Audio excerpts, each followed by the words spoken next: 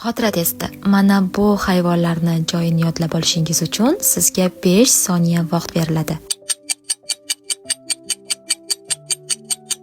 Otni joyini toping.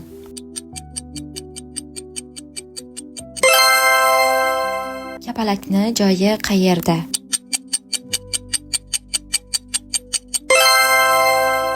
To'rt raqamini ostida qanday hayvon yashirilgan?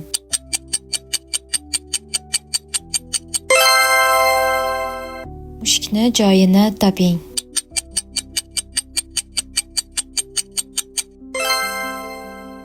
Sichqonni joyi qayerda?